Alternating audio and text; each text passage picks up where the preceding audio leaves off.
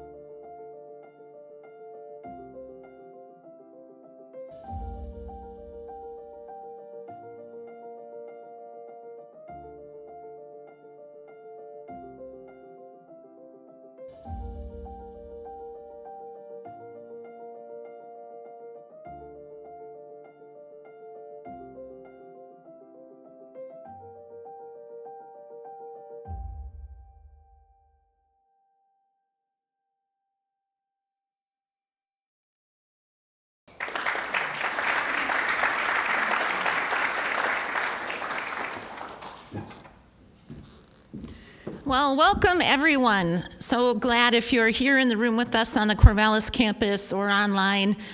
I love that video. It shows our great faculty, our great stakeholders, our great state, and everywhere we are in the state and how we're making a difference. And it also highlights the work of our great Marcom team and Ben Davis sitting here in the front row, our new Director of Marketing and Communications. Well, welcome to our second annual College of Agricultural Sciences State of the College event.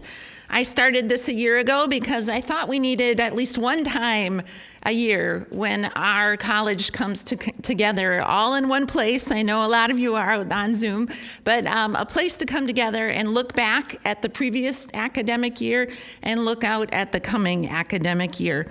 So thrilled that it's a fantastic turnout. We had about 180 people register. Great mix of both in-person here in Corvallis and remote. Thank you for prioritizing this event and for your active involvement in our college. I know you have many, many things on your plate.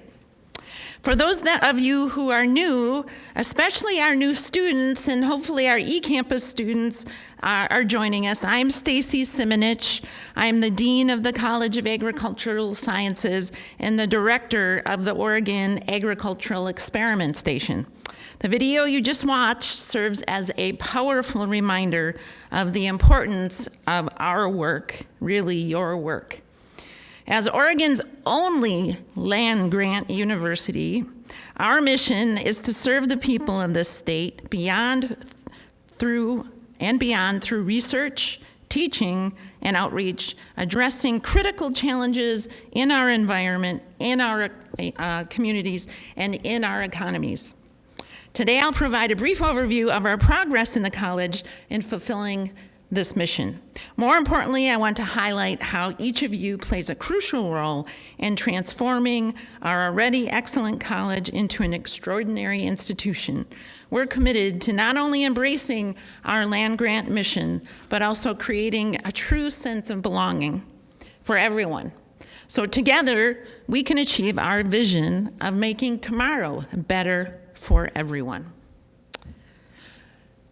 So before we do that, I think it's important to read our land acknowledgement, but to remember that this is a land acknowledgement for Corvallis. This is not a land acknowledgement for all of the places in the state that we are. So I'll read this for Corvallis, but I encourage you to learn more about the history of where the space and land that you occupy in your life and in your work. And even some of our experiment stations have developed their own land acknowledgement stations. So sometimes, even with our good intentions, are often rooted in discrimination and violence. And so that also is the history of the U.S. land grant system. But we cannot meaningfully move forward if we ignore our past. OSU was established in Corvallis within the traditional homelands of the Marys River or Apanufu Band of Kalapuya. Following the Willamette Valley Treaty of 1855, Kalapuya people were forcibly removed to reservations in western Oregon. Today, living descendants of these people are a part of the Confederated Tribes of the Grand Ronde Community of Oregon and the Confederated Tribes of the Siletz Indians. Today we will reflect upon our past academic year. I want to share with you some highlights of just how far we've come in the last year together and where we are going today together. I also want us to take this time together to focus on how we can build upon our past to shape our future. And most importantly, I want to focus on the role you all play in shaping our future. You are what makes this college great. You are the source of what creates opportunity, and you are what turns our future potential into future progress. So our agenda today starts with a summary of where we are today, how our college fits into OSU's new strategic plan called Prosperity Widely Shared, which was unveiled about a year ago. It was last fall. So after we had our State of the College address last year, our vision for the future, and most importantly, your role in it. Following my remarks, I will facilitate a panel discussion with our esteemed associate deans, and they'll answer your questions you all submitted in advance of today's event. Let's start with some of the highlights of our college that help demonstrate the breadth and reach of our college.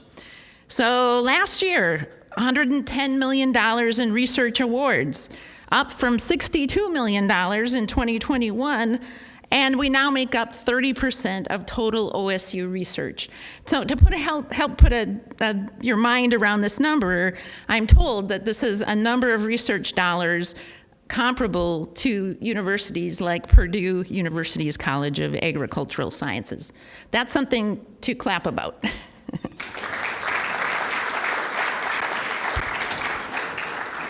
We now have over 3,300 students, including eCampus, and 500 graduate students. And my goal is to get us to $1 million available in scholarships. We have 14 agricultural experiment station locations across the state, 13 esteemed academic departments, and we have 10,000 acres to manage, 300 buildings, and over 1,000 faculty and staff that we're responsible to. Let's pull up the next slide, and you get a better idea of where we're located in the state. And if you're new to Oregon, I think I've been here 23 years, but I still have this map, this exact map, printed out and on my desk, so I can grab it whenever I need it. You know, we're found in all of the 36 counties through extension. Our 14 experiment stations reach from as far west as you can go in the state to far east as you can go, as far north as you can go, and just about as far south as you can go. So every corner, and if you follow me on social media, you know that we're out in the state and going to all of those places. One of the big highlights from this past year was securing $13.6 million from the state legislature to put towards the Oregon Agricultural Experiment Station. And that's really funds research in the college. In my 23 years in the college, I've never seen this. And so that was about a 15% increase. That was the last biennium. So we've been very, very busy hiring lots of people and making good use of the taxpayers' dollars in our college. So we just had our new employee orientation, I think it was last week, and a great number of over 100 employees hired across the state this past, actually since January 1, 2024, over 100 people hired in our college across the state, and about 36 new research faculty positions. Now this is a mix of tenure track positions, not mostly tenure track positions, focused also in research, and 13 of those were located outside of Corvallis. So it's not like we're making this investment just in Corvallis, and of course, Corvallis is a part of the Oregon Agricultural Experiment Station, but we're making sure to put this expertise also out in the state. So not all these positions are brand new. Many of them are refills, but refills maybe from a long time ago that we didn't have the capacity to fill historically because of not keeping up with continuing service levels for the state. So this is good news that we're both replacing people and hiring new positions, both in Corvallis and out in the state. And that's really something to celebrate and one of the highlights. All right, let's move to OSU's new strategic plan, also known as Prosperity Widely Shared, or PWS for short. It's up to you. Not the same as AWS, but PWS. Anyway, so if you haven't, I highly encourage you to read the brief form online for Prosperity Widely Shared. And I'm just going to walk through some of the aspects today and how our college lines up with that. Because if you're like me, even though I was on the strategic planning committee, when I first saw it, I thought, oh no, my folks aren't going to see the connection. But we see the connection, and I can show you that connection today. So it's really about creating a university focused on big discoveries that drive big innovations, a university where every student graduates, and a university that fuels a thriving world. Now that's pretty bold. And so if you've been following Pac-12, if you've met our new president, it shouldn't surprise us that this is a bold strategic plan, right? That's what we hired her to do. And I tell you what, I sure enjoy spending time with her, including riding horses together in the Pendleton Roundup Parade. So these are bold things. How will we accomplish this in the university, and how will our college contribute? Well, here's some more action items for that. Launch a campaign for timely undergraduate degree completion through the OSU Foundation called Finish in 4. So that's what this launch a campaign means.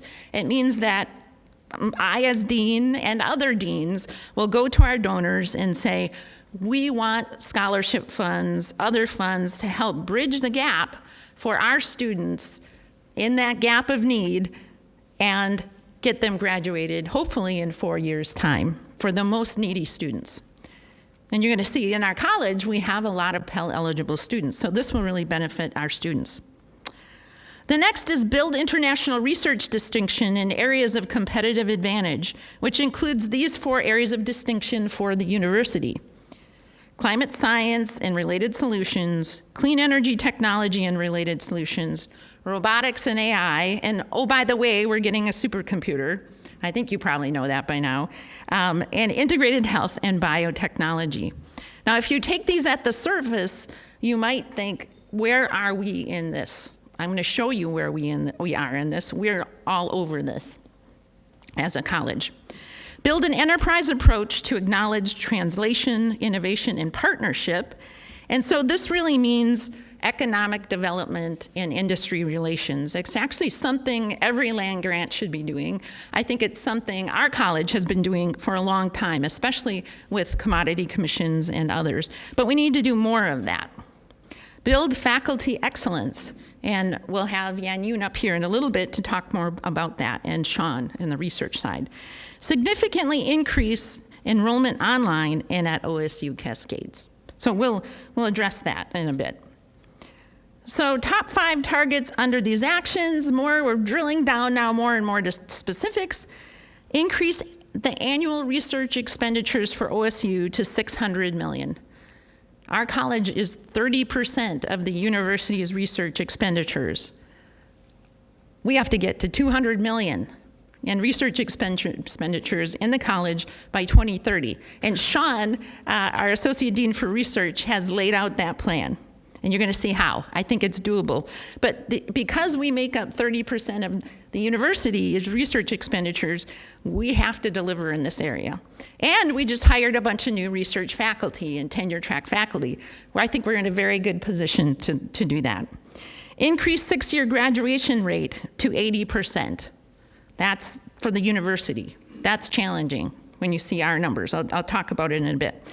Equalize six-year graduation rates. It means no matter where you come from, no matter what your background is, everyone reaches that six-year graduation rate of 80%. Not, Pell eligible lower, some people higher. Everybody equalized. And according to Ricardo, we're closer than most colleges in equalizing these rates because of some of the great programs we have like SACNAS and Manners. And then increase online enrollment to 30,000 students by 2030. That's huge, right? The university right now is at about 13,000 students online. So that's a real challenge. But fortunately, the people who came before us and before me, I've been here 23 years, wow, that was a long time ago, they started to plan for online enrollment. And then the last bullet, increasing enrollment at OSU Cascades, 2,200 students. We still have our program at Eastern Oregon University. We plan to continue that program. It serves folks in Eastern Oregon in the way they need to be served. So we have to think about, and I'm in conversations with Sherm Bloomer about what makes sense for the college to do at Cascades. So I'll go into each of these targets in more depth and the steps we're taking as a college then. And so let's take a step back. Okay, this is the OSU strategic plan. What are the College of Ag Sciences strategic advantages that I think we developed, maybe 3-4 years ago? And these are our College of Agricultural Sciences strategic advantages. So these should look familiar to you. And we just saw that reiterated in the video we just watched. So coastal food systems and conservation, food innovation for health, markets and access, agricultural competitiveness and resilience, working in natural landscapes.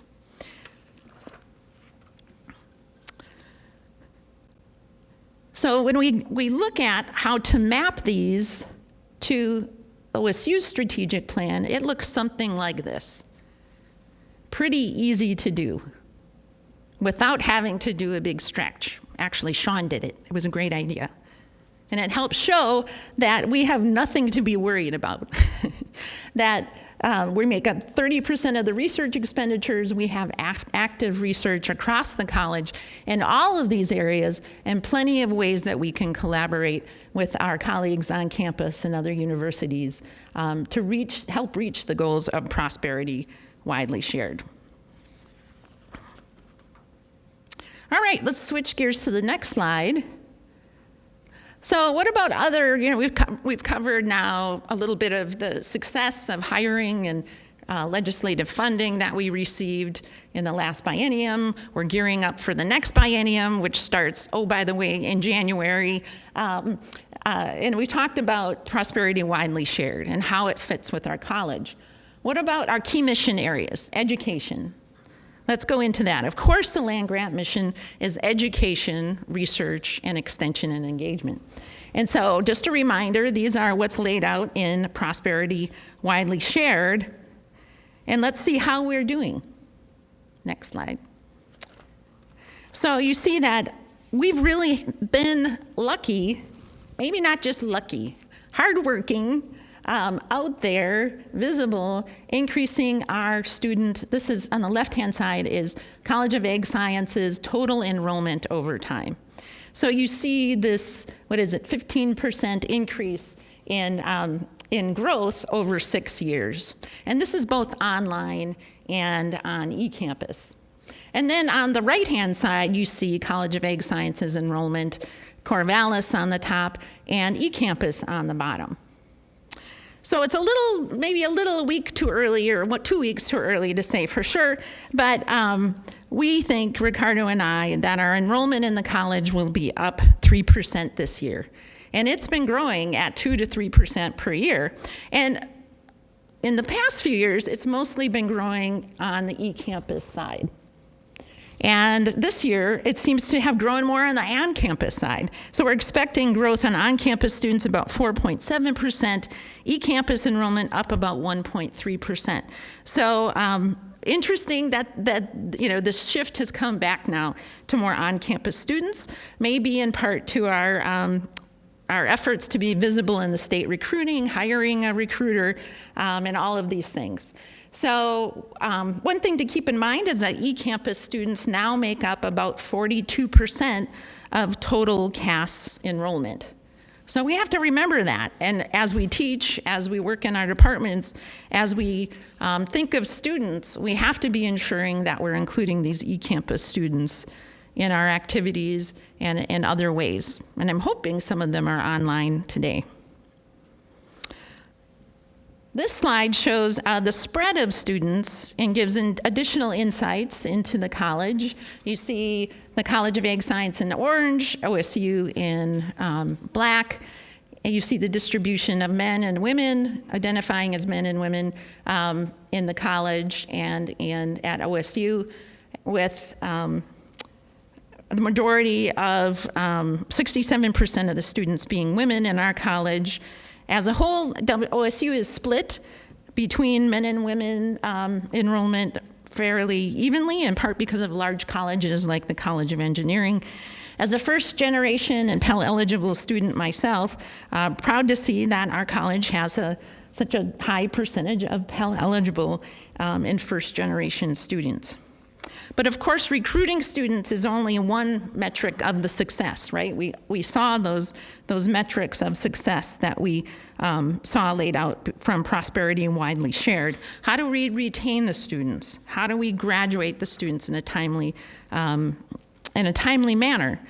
And so one of the areas, actually, if you could back up, so that bullet down at the bottom on the right-hand side, that 6-year graduation rate for the college is 62%. OSU is 70%. Now, I think a fairer assessment would be among STEM colleges, right? How does CAS 6-year graduation rate compare to other STEM colleges? Probably pretty similar. But you can see OSU has a ways to go to get to 80%, and we have a ways to go to get to 80%. All right, next slide. Of course, the next pillar, and we talked about this a little bit, but I'll go into more specifics, is research, right? We're also a very strong college in terms of research. I should say that back to the metrics in PWS, I think our college has about 10% of OSU students, all OSU students. So of course, we play a role in reaching PWS goals, and we need to play a role. And of course, we want our students to graduate in a timely fashion, and every student graduate. But in the research side, we make up 30% of the goal. So we have even more influence as a college on that. So as I mentioned, $600 million in research expenditures is the goal for PWS. And so we're on our way to that. In fact, our faculty have, our faculty and our college research office have been very busy submitting 575 proposals in FY24, up 16% over the past 3 years. So of course, any faculty member knows that you have to submit a proposal usually 3, 4, 5 times in order to make it rain, right? In order to get the grant. So and larger grants mean more and more work and more help that's needed to be able to do that and submit those grants. So this has resulted in funding from over 98 different sources, 69% of those awards from 29 different federal agencies. So I like to tell my fellow deans on campus, oh yeah, we have DOD money. Oh yeah, we have NIH money. Oh yeah, we have NSF money. Yes, of course we have USDA money. So it's a point of pride, I think, for me and for the college to be able to talk about all of the federal, state, and local funding that we have, and all of these people that believe in us in order to do the research that's needed.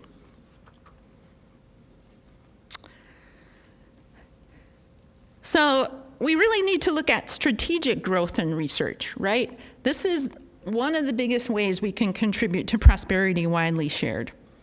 So we're creating faculty positions in key areas of research that bridge robotics, AI, climate science, clean energy and agriculture, and natural resources. Really, what our college does well, but what we can do even better in partnership with other colleges, like College of Engineering, like CEOs, like College of Forestry. And actually, we've been doing that and have had joint appointments for a long time now. So it's not terribly new to us, and it's manageable. So I think we're a good example of how to be able to do that. We're investing in key infrastructure like precision ag and AI-driven research, and our hope and plan for a plant innovation complex. We're finishing up renovation of Withicum Hall this coming spring. Phew! You'll be able to buy Beaver Classics ice cream in the storefront. I know where I'm going for lunch. And looking and developing plans for the next renovations. It never stops when you have 1,000 acres of land and 300 buildings statewide. We also trying to build faculty excellence through proposal workshops, mentoring, creating more opportunities in seed funding, and developing new models for graduate education and funding. All right, the next area, of course, if we didn't have this leg, we would fall off the stool. So extension. Our research also fuels outreach and extension and engagement. Next slide.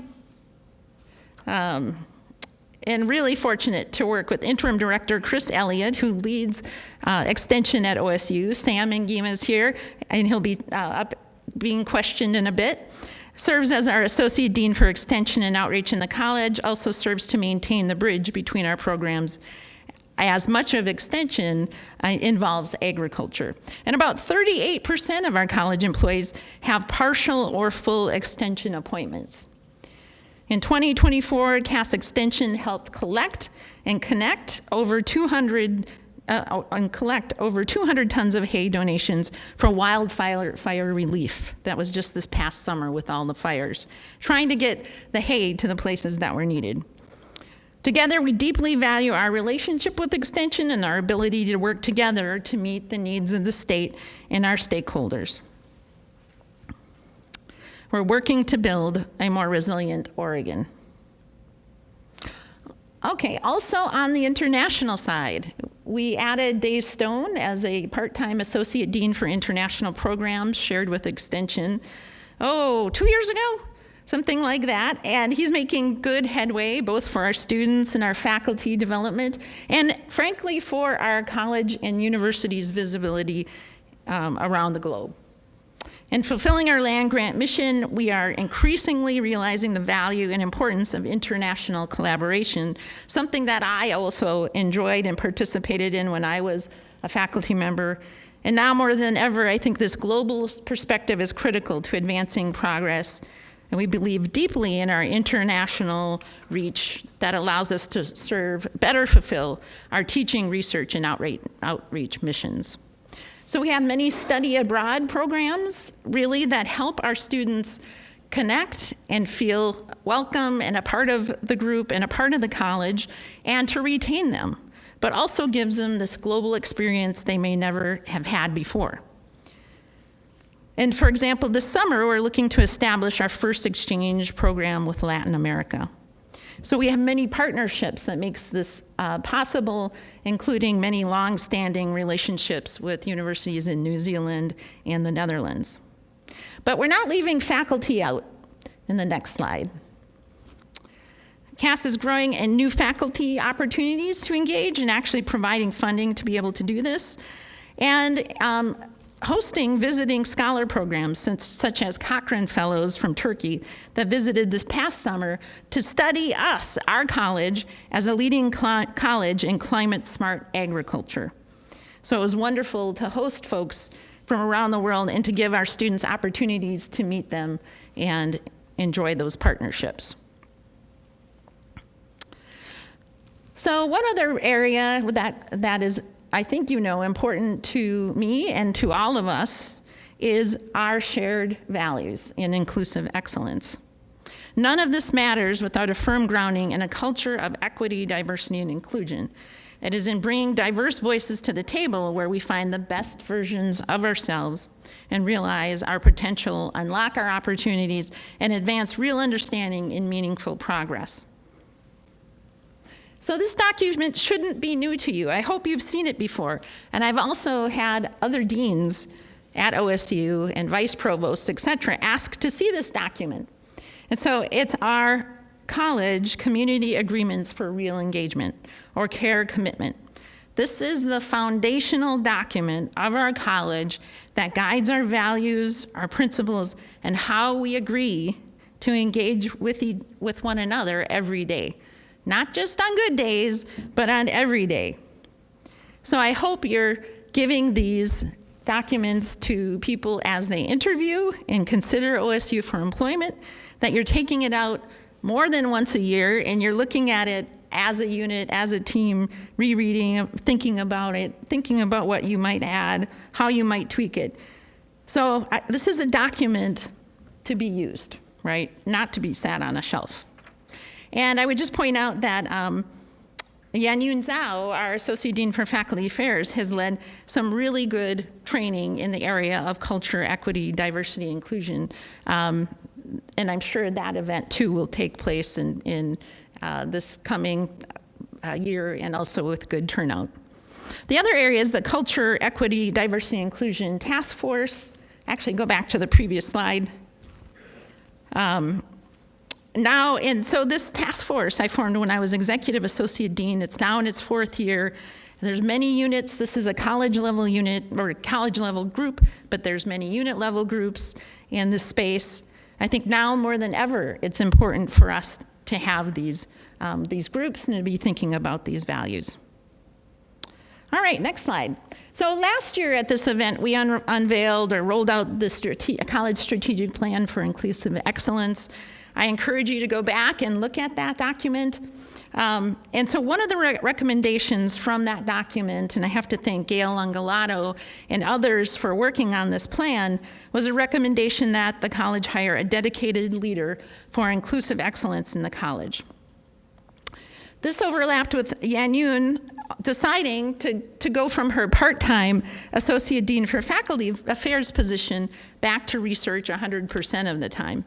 So, and looking at these two vacancies, a possible vacancy here and her vacancy, we decided to launch a search for a full-time Associate Dean for Inclusive Excellence and Faculty Affairs. And I'm pleased to say that that person will be joining us in December. It's not yet announced, it's not through the full process yet, but will be joining us in December. And so we thank Yan-Yun a great deal, I thank Yan-Yun, for setting up such a good faculty affairs office with such a good structure to hand over. And how many P&T packages did we have last year and this year? Will be in the around 50 or so. Yes, it's quite a few. All right. So, we talked about our past, the year, we talked about the future, and I hope you see ways that you can fit. And I'm going to bring up the team here in a little bit and talk more and answer your questions about that. So we have big shoulders to stand on. We have over 150-year legacy of excellence in this college. So proud to be a part of this college and OSU for 23 years now. Even more proud to lead the college. So glad you're all here, and I'm going to ask the associate deans to come up and answer some of the questions we received.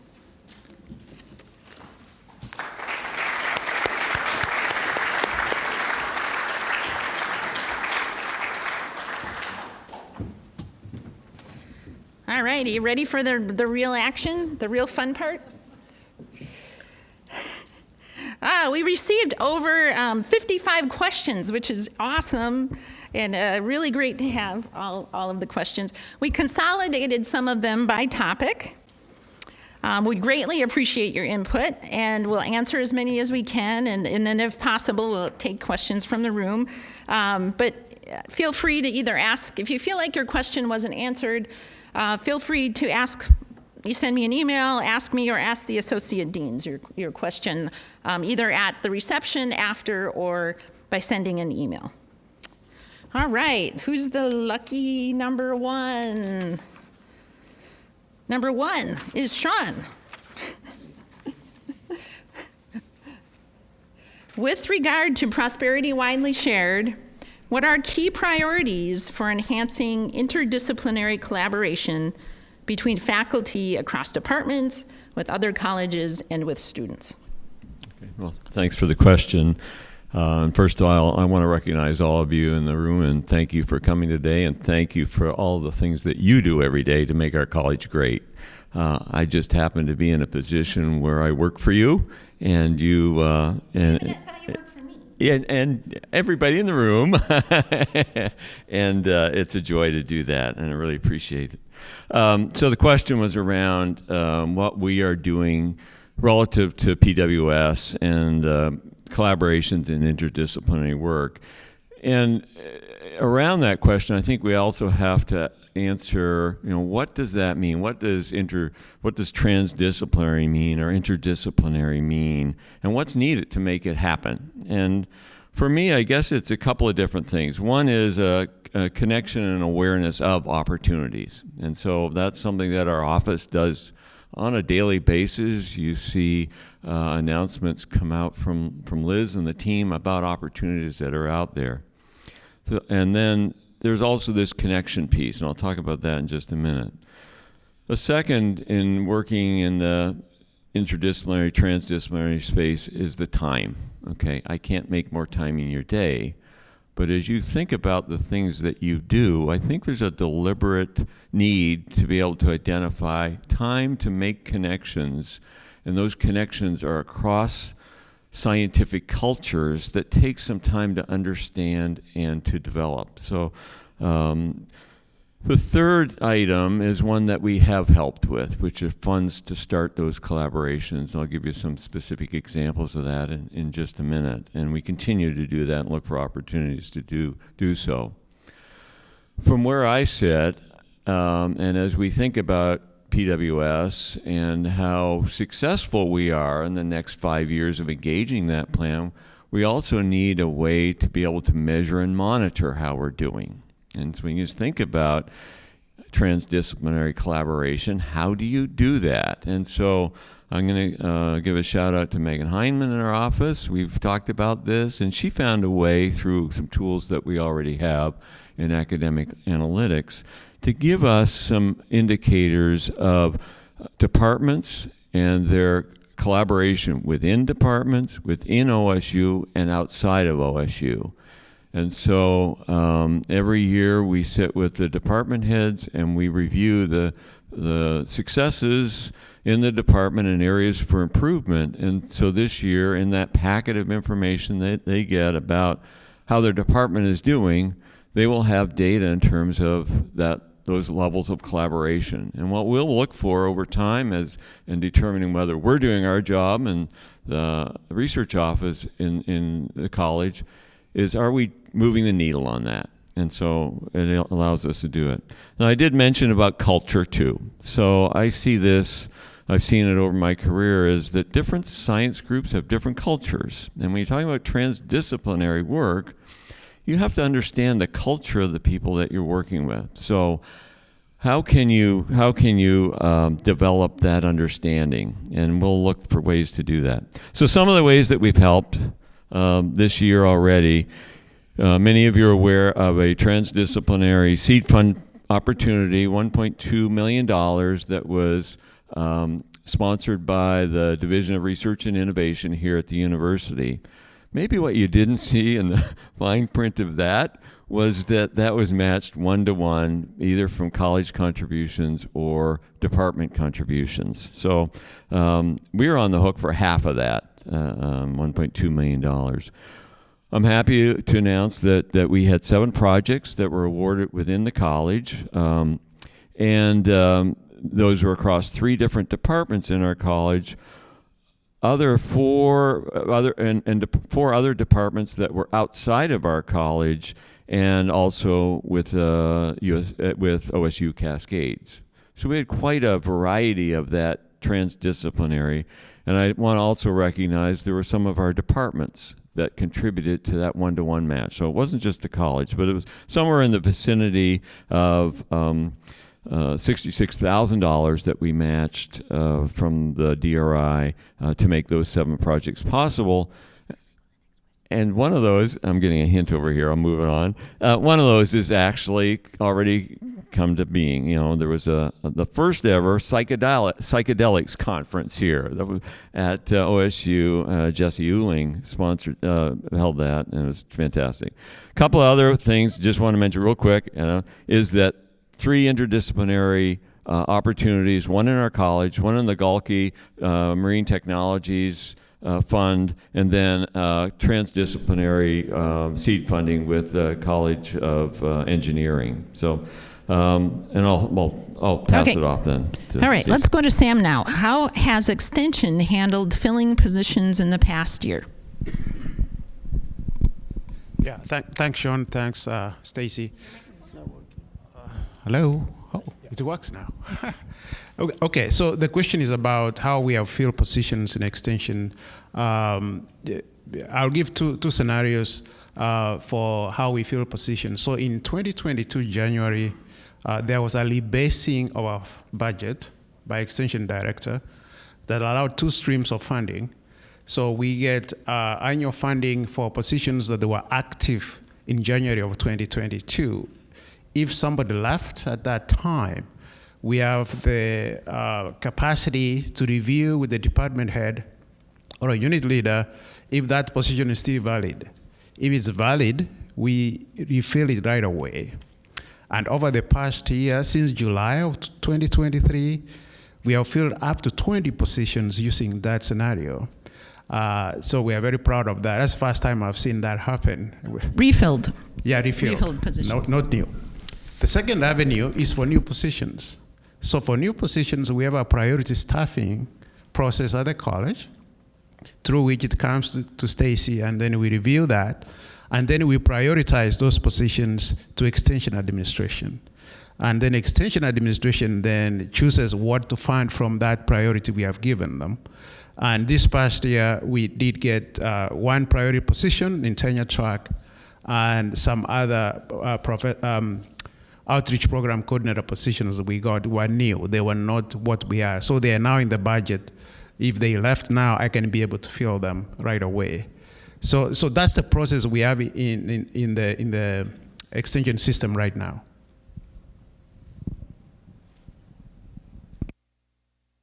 Sam, thank you.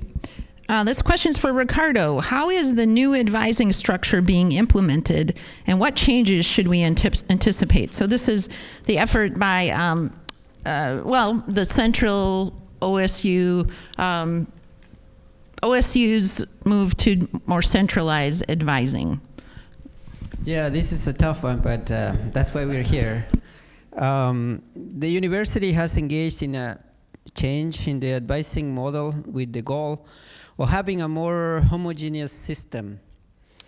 The change may involve major adjustments to the way we do advising, particularly in our college. For example, there will be special advisors for first-year students. Also, specific position descriptions are being created for what we are going to call Advisor 1 and Advisor 2 categories.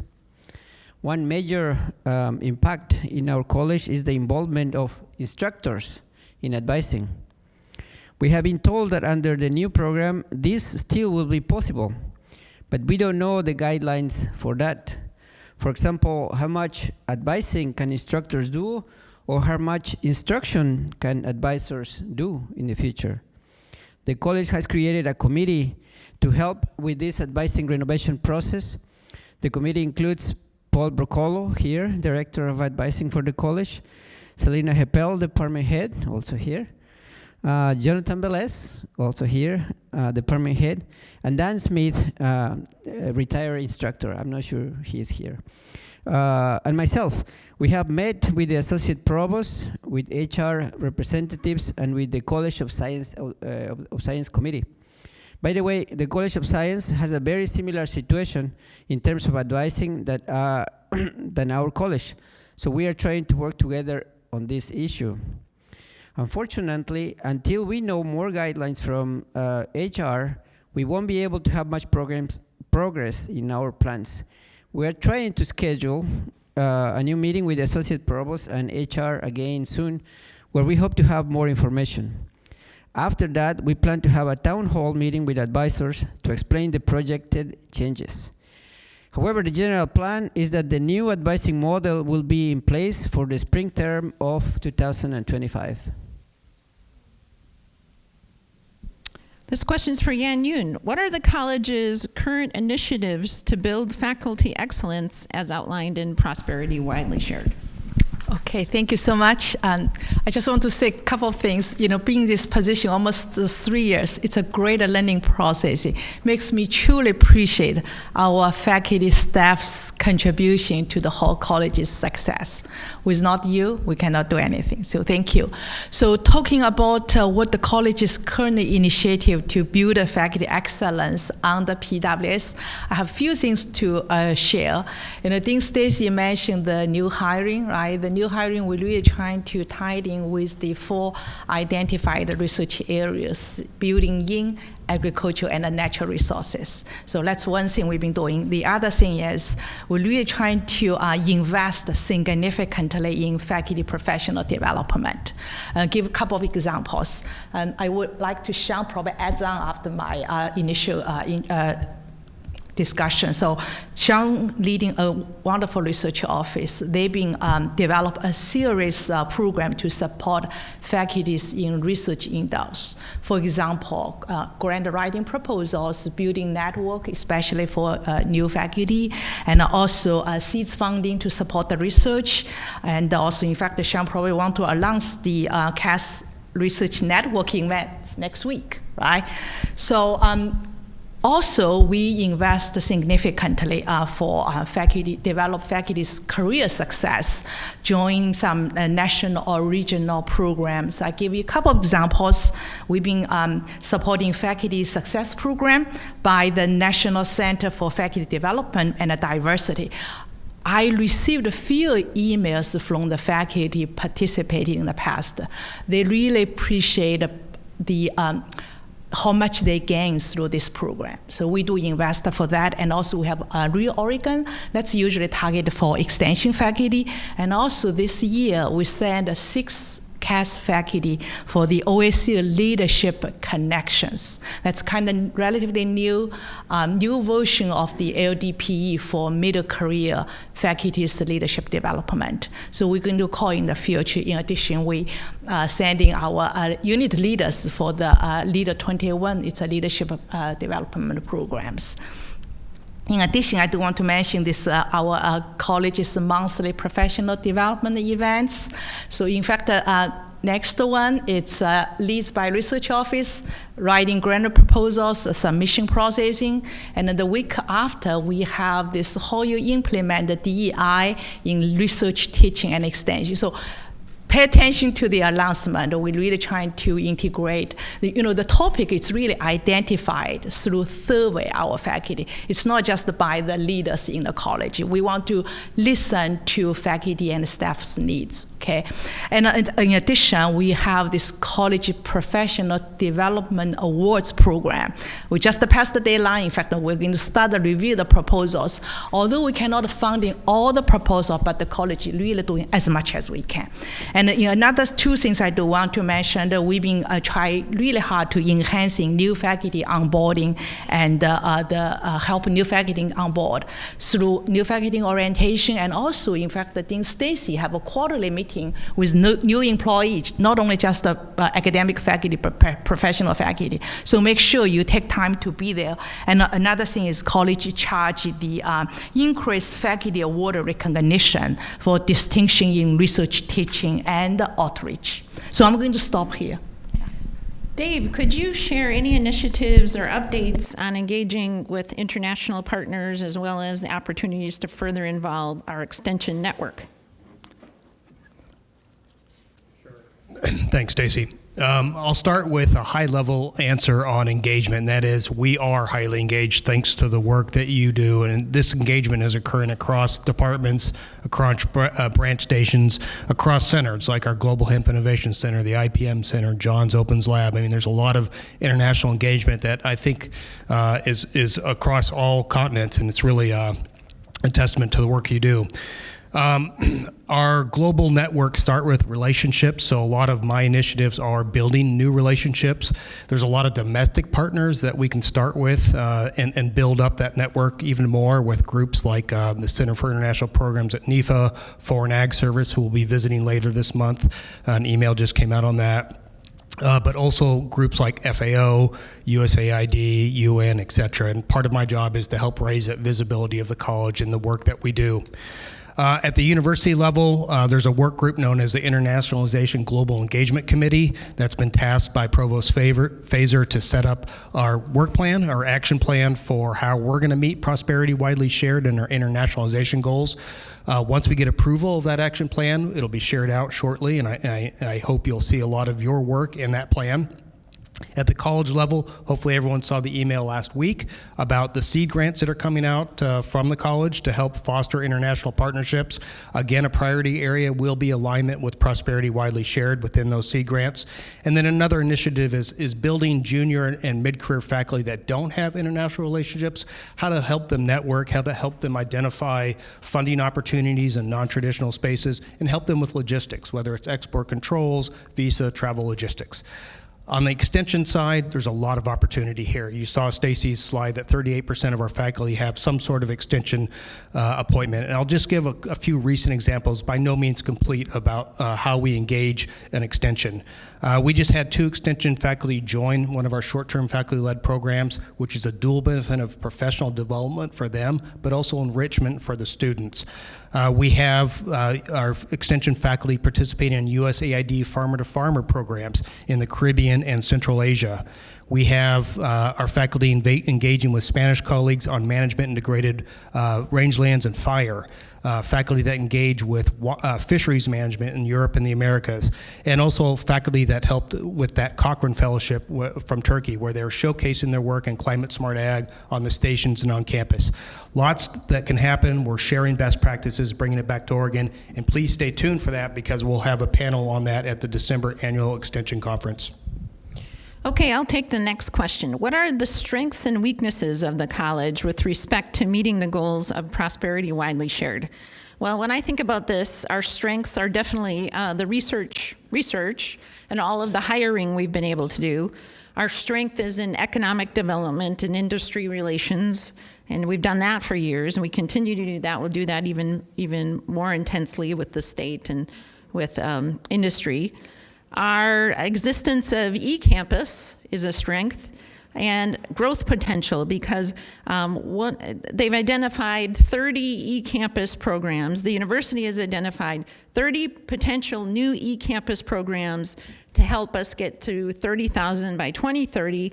And Carol Lorenzen is lucky because one of those, the only one in the college they identified was number 1 is animal science. So so Carol is in the department are charged with developing an eCampus online degree for animal science. So those are definitely some of our strengths. I don't see a lot of weaknesses other than getting our 6-year graduation rate up. And it's about in the area of other STEM colleges, I think, but it's something we all need to be working on. All right, only time for 2 more questions. I'm going to ask hard ones. Sean, how are we strengthening our collaboration with the OSU intellectual property team? Okay, thanks, Stacy, for the question. And so one of the things that I did when I first came here was to make sure that I had on my calendar a monthly meeting with several offices, and the OSU Advantage is one of those offices. This is a critical relationship for us because we have many intellectual properties that are protected and licensed and bring income back to our programs. And you know, if you drive across the landscape of Oregon, you see lots of hazelnut trees, and almost every one of those is a product of OSU and generates a royalty back to that program. So I meet with that group. I just met with them this morning, in fact. And so what I need to know from you is any pinch points that you have in my conversations with them. I need to know about things that are challenging you in this space. So please reach out to me and let me know about that. Some of the other things that are happening is that you know, Yan Yoon has worked very hard to bring the PTI principles into our P&T documents, and that's promotion, tenure, innovation, and entrepreneurship. And so OSU leads the nation actually in the thought around that, and now the implementation of that.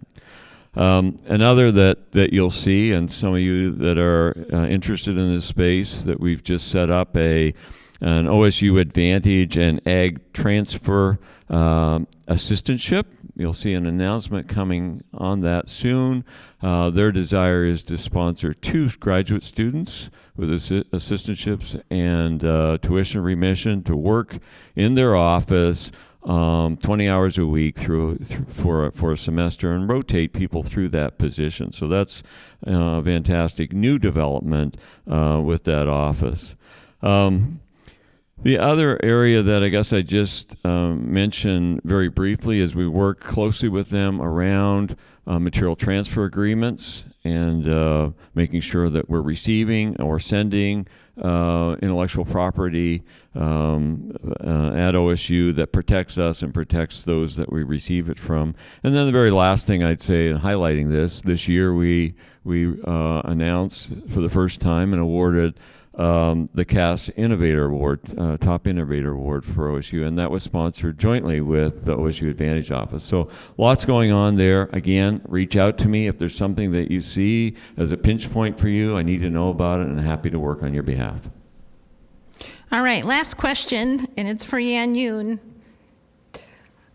How can college leadership manage the increasing administrative obligations placed on faculty?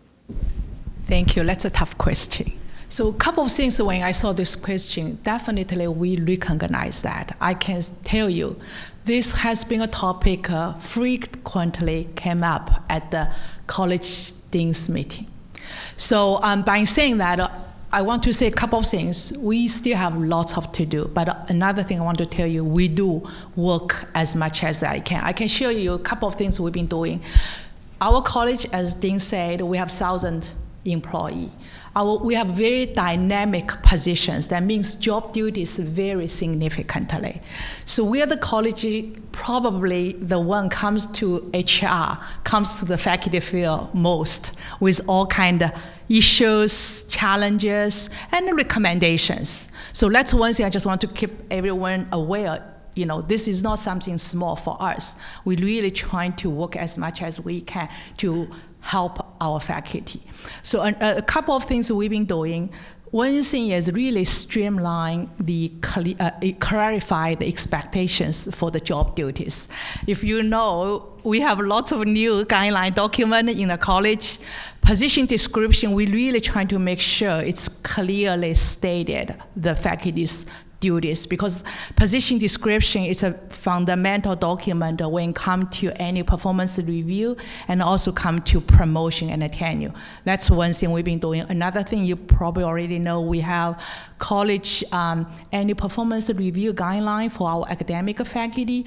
We really want to make sure supervisor works with employee to reach achievable and agreeable job duties. So in that case, during any performance review, you really make sure you set a goal which is achievable, agreeable by both your supervisor and employee. So those are the things we are doing. I do recognize we have way to go. So if you do have any suggestions, please don't hesitate. Come to Dean's office, send emails to us. We will see. We need some creative ideas really to make improvement. Yeah, thank you. Yes, and I think we do spend quite a bit of our time talking to central administration about challenges we might face our faculty and administrators and others across the state and how to navigate that. So we're at 4 o'clock here in Corvallis. I'm so grateful for all of you and your great questions that you submitted.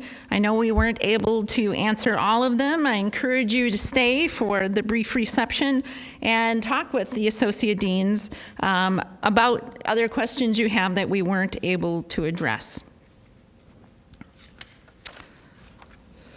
Thank you again for taking the time to be here today, both in person and remotely. And I'd like to conclude, and on the count of 3, let's say go Beavs. 1, 2, 3. Go Beavs! Thanks, everyone.